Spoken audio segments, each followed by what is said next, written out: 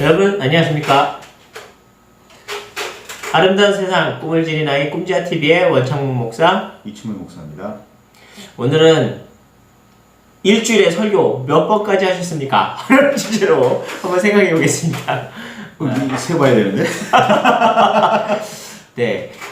우리 기존 교회랑 개척교회랑 뭐 설교 횟수는 좀 다를 수 있어요. 근데 어쨌든 설교 몇 번까지 해보셨습니까? 일단은 매일 새벽 기도를 하니까 매일 새벽 기도 때마다 설교. 일주일이면 7번인가요?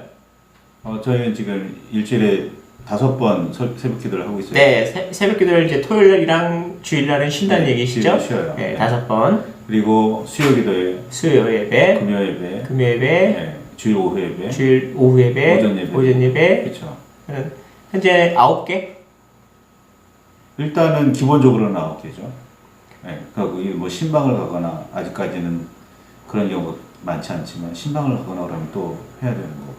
정리해보면요, 지금 개척교회 현재 보편적으로 개척교회인데도 9번을 설교를 일주일에 하고 있다 이렇게 말씀을 드리고 있어요. 지금 금방 말씀하신 대로 기존 교회, 큰 교회일 경우는 여기에 말씀하신 대로 신방, 뭐 이사신방, 병원신방, 그 다음에 장례가 났을 경우 또 이제 결혼, 그 다음에 돌잔치, 뭐 이런 몇 가지의 추가적인 예배들이 있죠.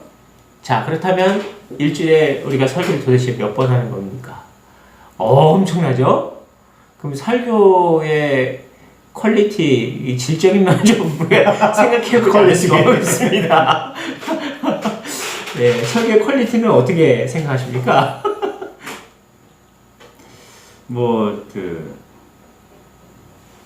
이게 지금 제대로 공식적으로 쓰는 말은 아니지만 타율로 생각을 한다면 타자가 투수의 공을 받아 쳤을 때 한 3분의 1 정도 치면 굉장히 많이 치는 거거든요. 목회자로서 그 정도를 설교를 성경할 수 있을까는 늘 고민이지만 하여간에 준비할 때마다 시간은 꽤 걸립니다. 이게 부분만 펼쳐놓으면 주제만 결정이 되면 이게 술술 나오는 게 아니라서 저희가 글을 쓰는 작가는 아닌데 모든 설교가 거의 글을 써서 이렇게 정리를 하게 되잖아요. 설교문을 작성하지 않고서 우리가 줄줄이 이렇게 말을 하는 게 아닙니다. 이게 중요한 의미인데요. 설교는 우리가 하고 싶은 말을 마음대로 이렇게 막 하는 그런 토크가 아니에요.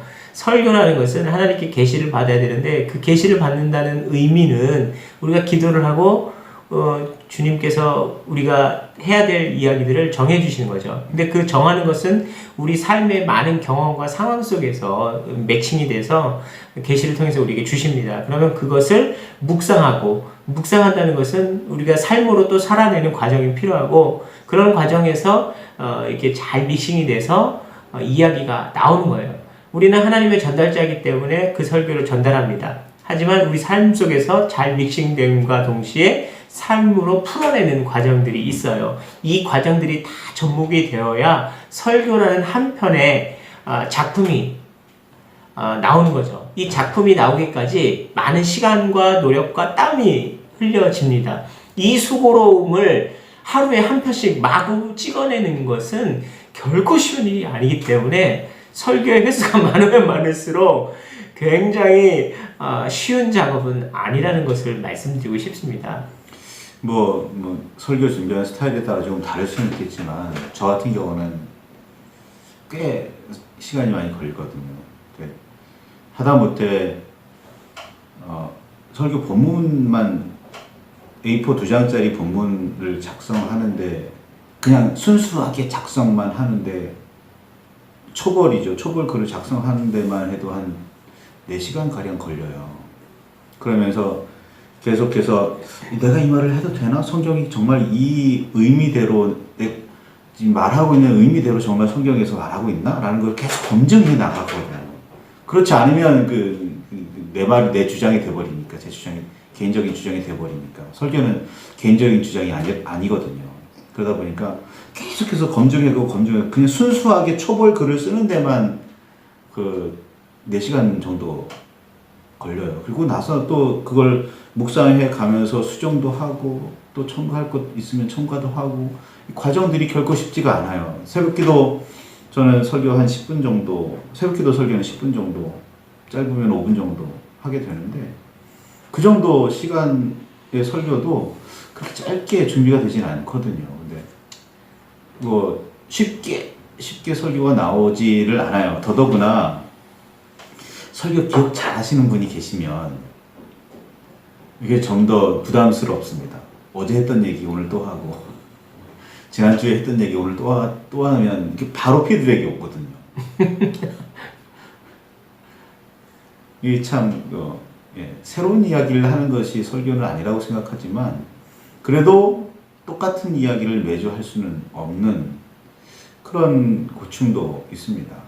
설교는 쉽게 나오지 않습니다. 그게 중요합니다.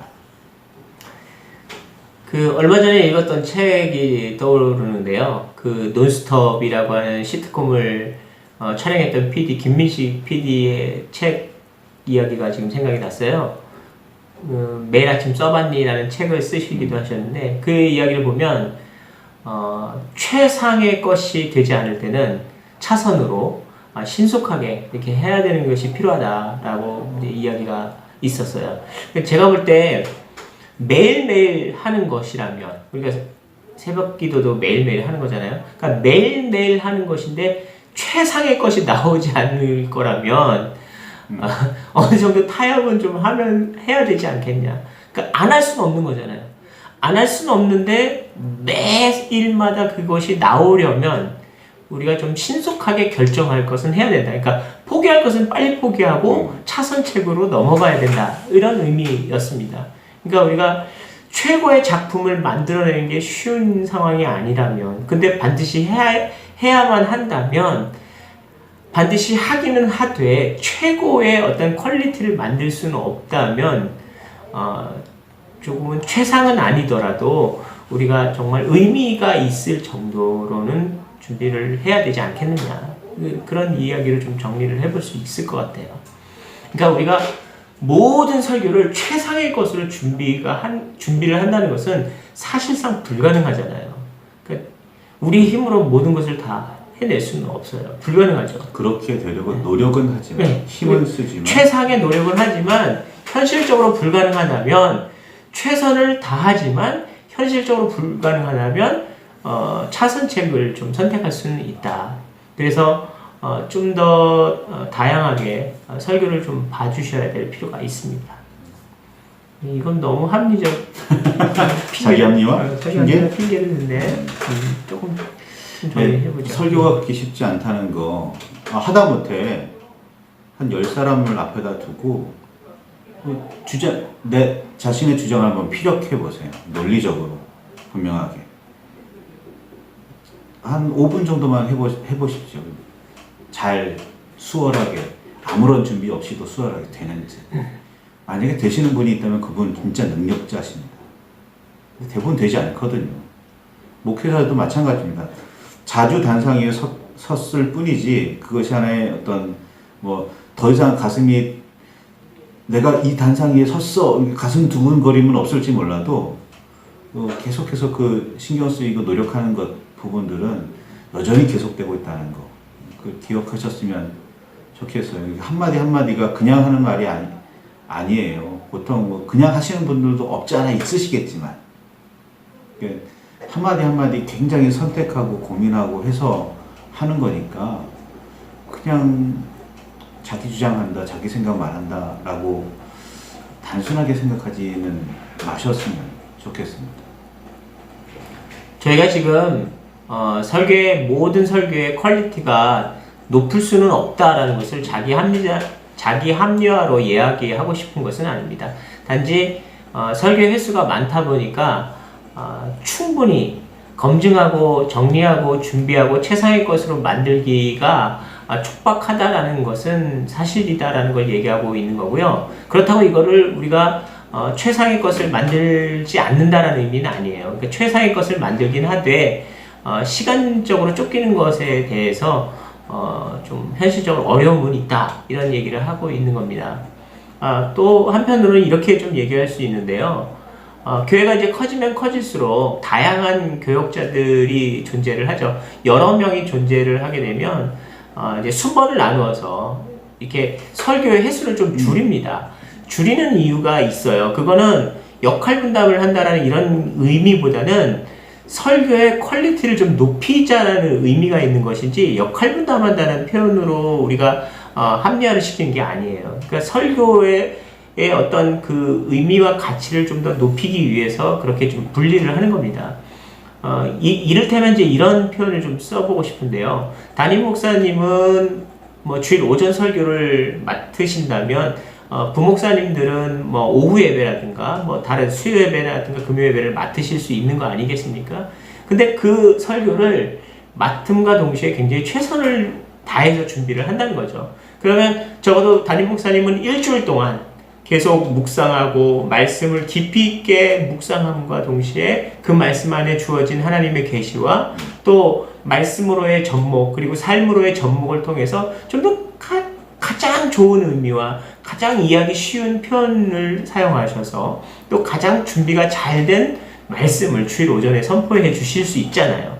그러니까 횟수를 줄이자라는 게 의미가 있는 게 아니라 설교 말씀을 깊이 있게 묵상하고 깊이 있는 말씀을 우리에게 선포하실 수 있도록 한다는 것에 의미가 있다는 거죠. 그래서 설교 횟수를 줄이자는 것에 초점이 아니라 설교를 좀 깊이 있게 전달할 수 있도록 그렇게 설교 준비를 잘 할 수 있으려면 이렇게 잘 조절을 해야 된다. 이런 의미로 말씀을 드리는 겁니다. 그것도 필요한 일이죠. 네.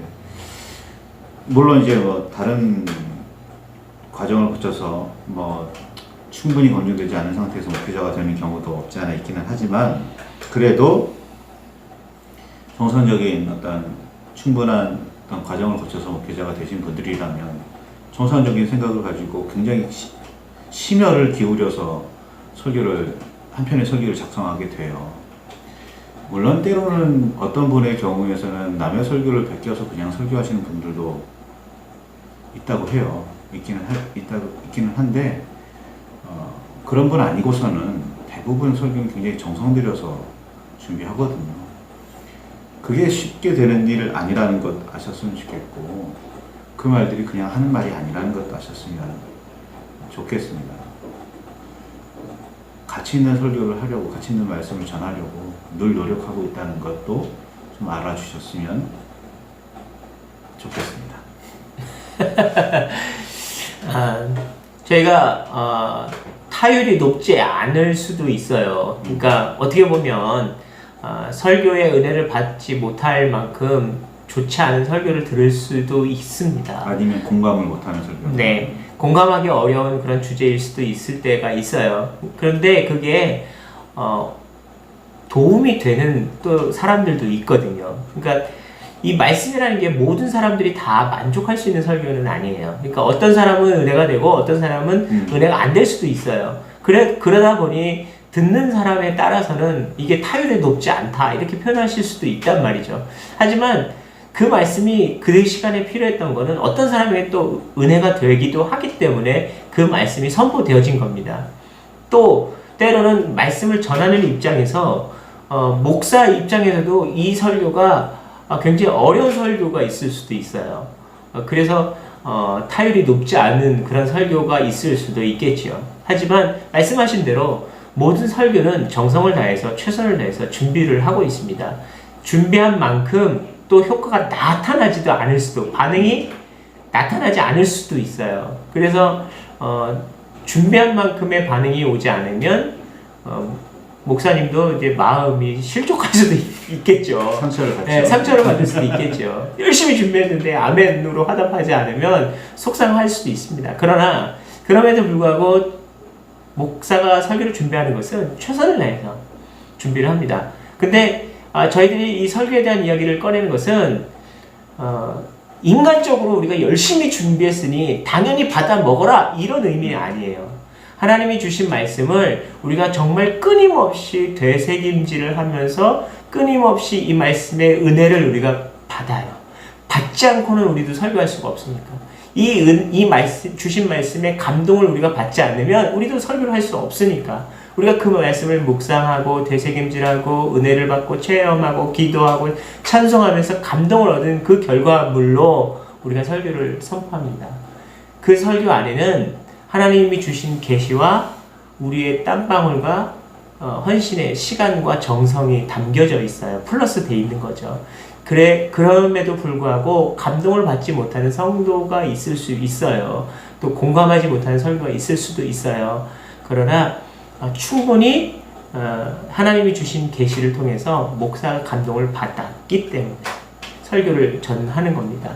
그것은 일단 한 사람으로서 목사도 이미 감동을 받았으니까 혹시 성도가 감동을 받지 못하더라도 목사는 감동을 받았다는 거 이해해 주시면 좋겠습니다. 그리고 어쨌든 목사가 감동을 받은 것에 대해서 성도들이 말씀을 듣는 입장에서 또 공감이 되어진다면 이게 많은 사람들이 은혜가 되어질 수도 있는 거죠. 그러니까 한 사람의 수고로움을 인정해 달라는 의미가 아니라 하나님이 주신 말씀을 다 같이 공감하는 것이 굉장히 큰 은혜다. 이렇게 좀 정리를 했으면 좋겠습니다.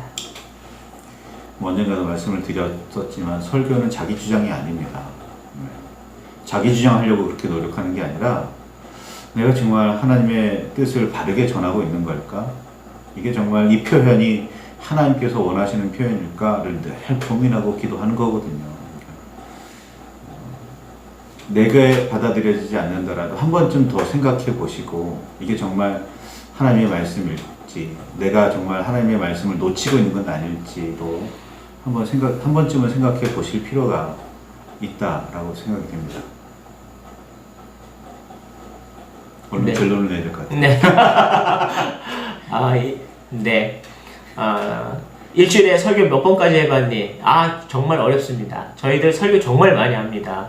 근데 우리가 말 잘해서 설교를 하는 게 아니거든요. 달변가도 있겠지만 저희들이 말 잘해서 설교하는 게 아니라 하나님의 말씀을 묵상하고 그 말씀의 묵상 안에서 저희들이 은혜를 받은 것을 나누는 것이 설교입니다. 그래서 저희들이 느낀 감동만 얘기하는 게 아니라 하나님이 주신 감동을 전달하는 입장입니다. 그런 의미에서 볼 때 설교는 정말 잘 준비해야 하고 설교를 또 잘 전달하여서 은혜도 같이 공감하는 것이 굉장히 중요하다고 생각이 듭니다. 네. 정리하겠습니다. 설교 많이 하는 것보다 감동적으로 준비하는 것이 더 좋다.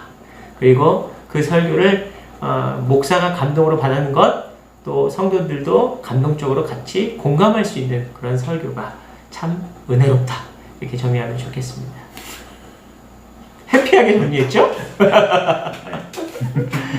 네, 오늘도 감사합니다.